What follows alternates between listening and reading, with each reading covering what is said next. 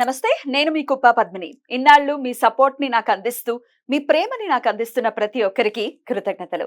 ఇప్పుడు చూడబోతున్న ఈ వీడియో కూడా ఖచ్చితంగా మీకు ఉపయోగపడుతుంది. లైక్, షేర్ అండ్ సబ్స్క్రైబ్ చేసి మీ ఇష్టాన్ని అలాగే మీ సపోర్ట్ ని నాకు అందించండి. అలాగే ఈ వీడియో పట్ల మీ అభిప్రాయాన్ని కమెంట్ సెక్షన్ లో కమెంట్ చేసి నాకు తెలియజేయండి. నమస్తే. సూర్యోస్మి. నేను మీ విక్రమాదిత్య. ఆరోగ్యమే మహాభాగ్యం, ఆరోగ్యం భాస్కరాధీనం. ఆదివారం మద్యం, మాంసం, మైదనం వద్దు, ఆరోగ్యం ఐశ్వర్యం వద్దు. మీరు ఆచరించండి, 10 మందిని ఆచరింపచేయండి. ఆచరించండి, ఆరోగ్యవంతులుగా ఉండండి. ఆచరించండి, ఐశ్వర్యవంతులు కండి. ఆచరించండి, ఆనందంగా జీవించండి. సూర్యోస్మి. జ్యోతిష్య శాస్త్రం ఒక అద్భుతం. వేదాంగమైన జ్యోతిష్య శాస్త్రం అనేటువంటిది మానవ జీవన గమనానికి ఒక వరం. జ్యోతిష్య శాస్త్రం నీ జీవితంలో వెలుగునింపే ఒక భాష. ఆ భాష నీకు అర్థమైతే ప్రకృతి నీతో మాట్లాడుతుంది. అస్ట్రాలజీ నేర్చుకోవాలి అనుకునే వారికి అద్భుత అవకాశం. మురళీధర శర్మ గారి అస్ట్రాలజీ క్లాసెస్ అతి త్వరలో మొదలు కాబోతున్నాయి. 100% జాబ్ గ్యారంటీ. వివరాల కొరకు సంప్రదించండి. నమస్తే, వెల్కమ్ టు అవర్ ఛానల్. నేను పద్మిని. ప్రస్తుతంతో పాటు ప్రముఖ ఆధ్యాత్మికవేత్త, సూర్య ఉపాసకులు, Sun Spiritual Society founder Vikramaditya గారు ఉన్నారు. మాట్లాడదాం. సార్ నమస్తే. సార్ సూర్యోస్మి తల్లి. సార్ ముందుగా మీకు శ్రీకృష్ణ జన్మాష్టమి శుభాకాంక్షలు. సార్ మీకు కూడా కృష్ణాష్టమి, శ్రీకృష్ణ జన్మాష్టమి శుభాకాంక్షలు. కృష్ణుడి యొక్క ప్రేమ, చల్లని చూపు మీ మీద పరిపూర్ణంగా ఉండాలని, ఆ వేణుగానం మీ చెవులలో మారుమోగాలని, శ్రావ్యంగా సంతోషంగా ఉండాలని మనస్ఫూర్తిగా కోరుకుంటున్నాను. Thank you so very much. శ్రీకృష్ణుడు అంటేనే స్మైల్. అసలు ఇంకా అది ఇది వద్దు, ఫస్ట్ వర్డ్ వేణుగానం, ఆ శ్రావ్యమైనటువంటి సంగీతాన్ని వింటూ ఉంటే ఆబాల గోపాలం సైతం రారాల్సిందే. అంతే. సో శ్రీకృష్ణుడి గురించి తెలుసు, ఎలా ఆయన్ని పూజించుకోవాలో, ఏం చేయాలో అందరికీ తెలిసినటువంటి విషయమే. అయితే ఈసారి శ్రీకృష్ణాష్టమి సోమవారం వస్తోంది. ఎటువంటి కన్ఫ్యూజన్స్ లేవు, ఈ రోజు చేసుకోవాలో ఆ రోజు చేసుకోవాలన్న కన్ఫ్యూజన్స్ లేవు. ఒకే రోజు వస్తుంది కాబట్టి హ్యాపీగా శ్రీకృష్ణాష్టమి. అండ్ నిశీధ కాలంలోనే చాలా మంది చేస్తూ ఉంటారు, ఎందుకంటే స్వామి ఆ సమయంలోనే జననం తీసుకున్నారు. అటు శివయ్య అలాగే తీసుకున్నాడు, ఇటు కన్నయ్య అలాగే తీసుకున్నారు. ఇద్దరికి అభేదం అని చెప్పడానికి ఇది ఒక నిదర్శనం. పాపం కళ్ళు తెరవని వాళ్ళే ఇంకా వీడియోలో ఏదేదో మాట్లాడుతున్నారు. సరే, ఎనీవేస్ చెప్పండి సార్, కృష్ణ ఆరాధన ఎలా చేయమంటారు? ఎలా మనల్ని మనం ప్రేమించేస్తాం, సరే ఆయన మనల్ని ప్రేమించాలి, ఏం చేయాలి? అదే, అంటే ఆయన మనల్ని ప్రేమిస్తాడు, మనం ఆయన్ని ప్రేమించాలి. అంటే ఏదైనా సరే ఇచ్చి పుచ్చుకోవటం అనేది చాలా ఇంపార్టెంట్. ఆయన నేర్పింది కూడా అంతా ఇవ్వటం గురించే నేర్పించాడు ఆయన. అంటే అందులోనూ మళ్ళీ ఆయన ఇప్పుడు దొంగతనాలు చేశాడు అంటారు. ఏం దొంగతనాలు చేశాడు ఆయన? ఏం కర్మ ఆయనకి. అంటే వెన్న లాంటి మనసును దొంగతనం చేశాడు ఆయన నవ్వుతో. అంటే అది సింబాలిజం అమ్మా. ఇప్పుడు దొంగతనం చేయడానికి చాలా రకాలు ఉంటాయి కదా, అవన్నీ ఏం కాదు. ఆయన అంటే ఉట్టిలో ఎక్కడో దాచిపెట్టినటువంటి పైన ఉన్నటువంటి దాన్ని మనం ఎలా వర్ణించాలి? అందుకని వెన్నతో దాన్ని సమ్మిళితం చేసి వెన్నను దొంగిలించాడు. అంటే మన వెన్న మనసు, వెన్న లాంటి మనసు కరిగిపోద్దండి, నాకు జాలి ఎక్కువ అంటుంటాం కదా. అసలు ఎంత అదృష్టవంతులు అప్పటి వాళ్ళు నిజంగా.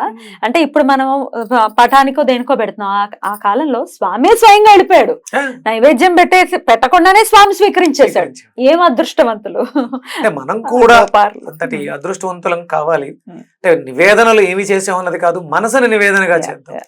అంటే కృష్ణతత్వం అంతా కూడా అదే చెప్తూ ఉంటుంది. అలాగే మనకి అంటే తిథుల్లో అష్టమి తిథి మంచిది కాదు, అష్టమనములు కష్ట దినాలు అని అంటారు. కానీ మరి అలాంటప్పుడు ఎందుకు పుట్టాడు అంటే ఆ కష్టం యొక్క ఫ్లేవర్ని ఆయన అనుభవిస్తూ 10 మందికి ఆనందాన్ని, సంతోషాన్ని, కష్టాల్లో ఉన్న వాళ్ళని గోవర్ధనగిరి అంటే పెద్ద బరువు బాధ్యతలను తీసుకుని చిటికిన వేలు మీద, అంటే తృణప్రాయం, కష్టాలు అనేవి శాశ్వతం కాదు, ఇవి చిటికిన వేలుతో పోతాయి.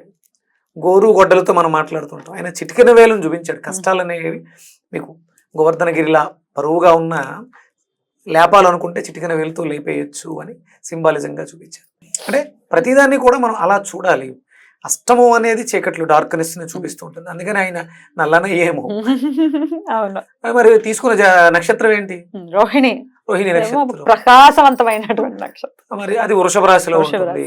మరి అంటే దీని అర్థం ఏంటి? ఆయన తిథులతో పోల్చుకుంటే అష్టమ స్థానం మంచిది కాదు. అది నేనే, ఇది నేనే, చీకటి నేనే, వెలుగు నేనే. చీకట్లోను వెలుగులోను రెండింటిలోను నేనున్నాను, నేను నీకు తోడుంటాను. ఆ నామాన్ని ఉచ్చరించడు చాలా అద్భుతమైనటువంటి సాంగ్ అమ్మ.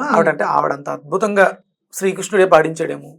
కృష్ణ జనార్దన, హరే కృష్ణ జనార్దన అని చాలా అద్భుతమైనటువంటి పాట. అంటే మీకు ఫ్లూట్ మ్యూజిక్స్, మీరు శ్రీకృష్ణ ఫ్లూట్ మ్యూజిక్స్ అని కొట్టిన, ఇంకా ఫ్లూట్ అంటేనే వేణు అంటేనే ఆయన, అందులోంచి వచ్చే నాదం అంతా కూడా ప్రేమమయం, అందులో డౌట్ లేదు. అంటే ఇక్కడ మనకి ఈ శ్రావణ మాసం అంతా కూడా సింహరాశి, మనం పంచమం, ప్రేమతత్వం, విద్య, ఇవన్నీ కూడా దాంట్లో మిళితమై ఉన్నాయి. అంటే ఈ శ్రావణ మాసంలో రవి సంచారం సింహరాశిలో ఉన్నప్పుడే మనకి కృష్ణాష్టమి రావటం ఏంటి, కృష్ణుడి పండగ రావటం ఏంటి, ఇక్కడ సూర్యుడు ప్రేమమయుడు. ఇదంతా కూడా వాంగ్మయం అంతా కూడా కృష్ణ పరమాత్మ కూడా అదే చెప్తూ ఉన్నాడు, సూర్యుని గురించి ప్రస్తావిస్తూ ఉన్నాడు. మనకి సాంబుడు శ్రీకృష్ణ పరమాత్మ చర్మరోగంతో బాధపడుతూ ఉంటే ఆయన చెప్తాడు, నువ్వు కోనార్క్లో ఉన్నటువంటి సూర్య దేవాలయానికి వెళ్ళి స్వామిని ప్రసన్నం చేసుకుంటే చర్మరోగం, అంటే చర్మరోగం తగ్గుతుంది ఆయన ఈ రకంగా చెప్పాడు మనకి. మరి ఆయన తగ్గించవచ్చు కదా, ఆయనే భగవంతుడు కదా. అంటే మానవ రూపంలో జన్మ తీసుకున్నారు కాబట్టి మనకి వివరంగా అర్థమయ్యే విధంగా చెప్పడం, లేదా ఆయనకి నీలాపనిందలేంటి, అదే కదా. ఆయనకి అంతమందిని పెళ్లి చేసుకున్నాడనే ఆ మాట ఏమిటి అసలు, ఆయనకి ఎందుకు ఉంటాయి అంటే ఇవన్నీ ఆంతర్యాలు మనం తరచి లోపలికి వెళ్ళి చూడగలిగితే, ఆ దృష్టితో చూడగలిగితే అద్భుతాలుగా ఉంటాయి. లేదు చూడాలనుకుంటే వంకలు పెట్టుకోవడానికి, మనల్ని మనం అదే అవతల వాడిని కించపరచడానికి ఉపయోగపడుతూ ఉంటాయి. ఎంత కూడా ప్రేమతత్వం. అంటే ఇక్కడ మనం ఈ కృష్ణాష్టమిని జరుపుకోవడానికి విశేషంగా మనలో ఏదైతే లోపం ఉందమ్మా, మీరు ఆర్థికంగా బాగాలేదు, మీరు వృత్తిపరంగా ఎదగలేకపోతున్నారు, మీరు ఏమి చెప్పినా దీని అన్నింటికీ రీజన్ ఏంటంటే పంచమం ప్రేమస్థానం, ప్రేమలో లోటు వచ్చింది, అందుకని కోపం వచ్చింది. తన కోపమే తన శత్రువు, మీకు అనారోగ్యాలు వచ్చింది, తన కోపమే తన శత్రువు, ఆర్థిక ఇబ్బందులు వచ్చినాయి, తన కోపమే తన శత్రువు, ఉద్యోగంలో ఇబ్బందులు వచ్చినాయి, కోపమే. ఇక్కడ మనకి ఈ శ్రావణ మాసంలో మనం అంటే ఇది చేసినా అంటే ఇది కేవలం శ్రావణ మాసంలో కృష్ణాష్టమిని జరుపుకుంటే ప్రేమ వచ్చేస్తుంది కాదు. మీరు ప్రేమను అనుసరించాలి. కృష్ణుడిని మనం ఆరాధిస్తున్నాం, సాధన చేస్తున్నాం అంటే ఆయన అందుకునే మనకి ఆయన జన్మ తీసుకుంది కూడా నక్షత్రం ఏంటి, రోహిణి. రోహిణి నక్షత్రాధిపతి చంద్రుడు. అంటే చంద్రుడు అంటే మనస్కారకుడు. ప్రశాంతంగా ఉండడం ద్వారా, సాధన చేయడం ద్వారా, ప్రేమని కురిపించడం ద్వారా, వెన్నెల వర్షం అంటారు కదా, ఆ చల్లదానాన్ని కురిపించడం ద్వారా మనం అన్ని సాధించగలుగుతాం.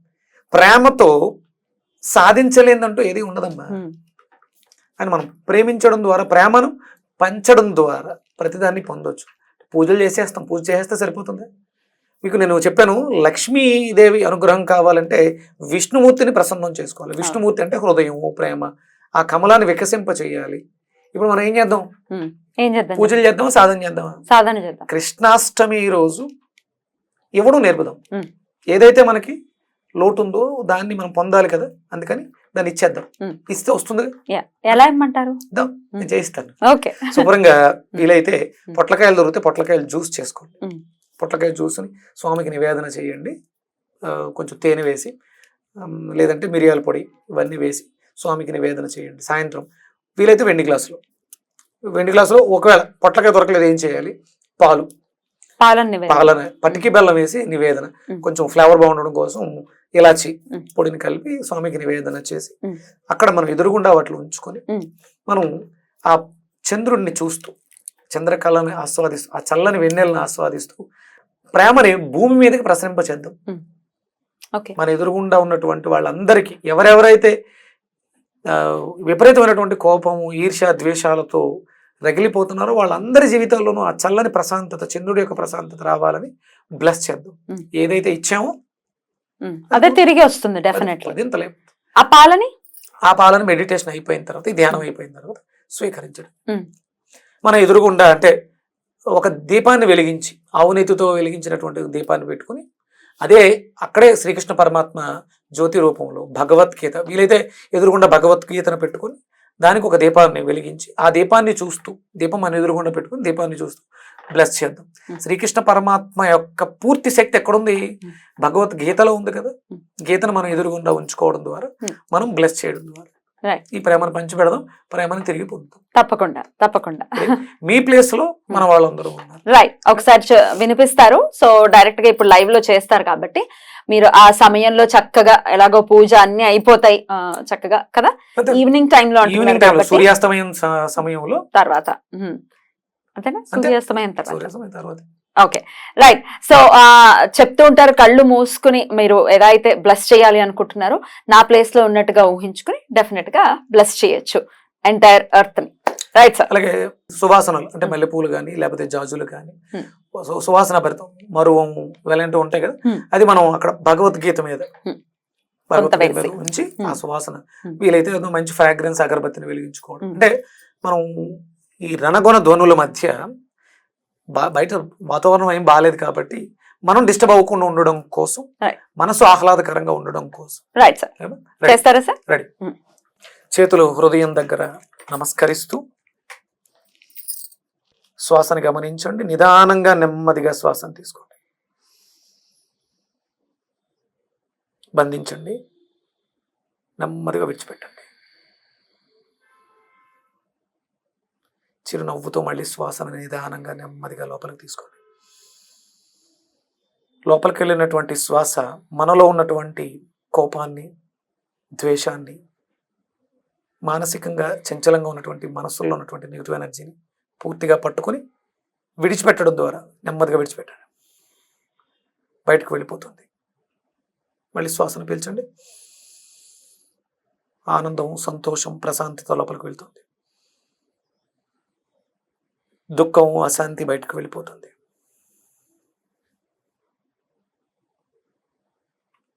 పరమాత్మునికి, దివ్య మాతాపితరులకు, ఆధ్యాత్మిక గురువులకు, ఆధ్యాత్మిక గురువులందరికీ, శ్రీకృష్ణ పరమాత్మకు,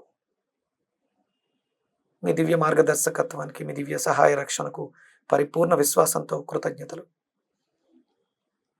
మీరందించిన మానవ సంబంధాల మెరుగుదల చికిత్సకు పరిపూర్ణ విశ్వాసంతో, ప్రేమతో కృతజ్ఞతలు, కృతజ్ఞతలు, కృతజ్ఞతలు. చేతులను హృదయం దగ్గర ఆశీర్వదిస్తూ హృదయానికి అటు ఇటు ఉంచి మీ ఎదురుగా భూమి చిన్న బంతిలా ఉందని భావన చేయండి.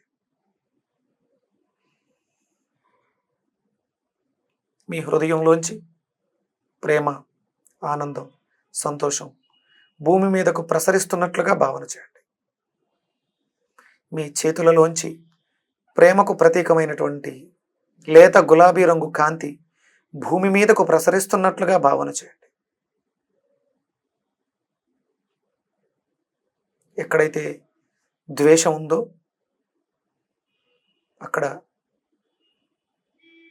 సఖ్యతను, ఐకమత్యాన్ని చవి చూడండి. ఎక్కడైతే చీకటి ఉందో అక్కడ వెన్నెల కాంతిని చవి చూడండి. ఎక్కడైతే దుఃఖం ఉందో అక్కడ సంతోషాన్ని ఆస్వాదించండి. శ్వాసను గాఢంగా నెమ్మదిగా తీసుకొని నిదానంగా నెమ్మదిగా విడిచిపెట్టండి. భూమి మొత్తం ప్రేమమయమై నిండిపోతుంది. అన్నదమ్ముల మధ్య సఖ్యత నెలకొంటుంది. తండ్రి కొడుకుల మధ్య సఖ్యత నెలకొంటుంది. భార్యాభర్తల మధ్య సఖ్యత నెలకొంటుంది.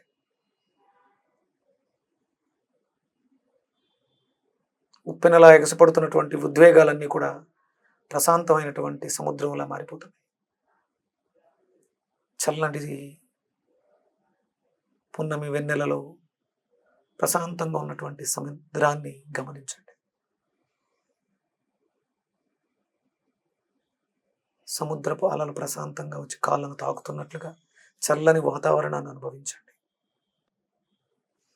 ప్రతి హృదయంలోనూ ప్రేమ వెళ్ళి విరుస్తున్నట్లుగా భావన చేయండి. ప్రతి వ్యక్తి, ప్రతి జీవి సుఖంగా, సంతోషంగా ఉన్నట్లుగా భావన చేయండి. ఆనందాన్ని వ్యక్తపరుస్తున్నట్లుగా భావన చేయండి. లోక సమస్త సుఖినో భవంతు. లోక సమస్త సుఖినో భవంతు. లోక సమస్త సుఖినో భవంతు. చేతులను హృదయం దగ్గర జోడించి పరమాత్మనికి, దివ్య మాతాపితరులకు, ఆధ్యాత్మిక గురు ఆత్మ నమస్తే. బ్యూటిఫుల్. వెరీ రిలాక్స్డ్ యాక్చువల్గా. ఎందుకంటే ఇస్తున్నాం కదా, డెఫినెట్ గా తిరిగి పొందుతాం ఇన్స్టెంట్ గానే. వచ్చి తీరుతుంది అంతే. బ్యూటిఫుల్. ప్రశాంతతని ఇలా 10 మందికి రావాలి అని కోరుకుని, వాళ్ళకి ప్రశాంతతే, ఆనందం డెఫినెట్ గా రావాలి మన వాళ్ళకని మనస్ఫూర్తిగా కోరుకుంటూ, ఇంకా నెక్స్ట్ ఎపిసోడ్స్ ఏం చేస్తాను, ఇంత రిలాక్స్ అయిపోయిన తర్వాత ప్లాన్ చేయాలి, ఇంపార్టెంట్ ఉన్నాయి మాట్లాడుకుంటాం. రిలాక్స్ గా చేద్దాం. Sure sir. Thank you so very much. నమస్తే. సూర్యస్మృతి.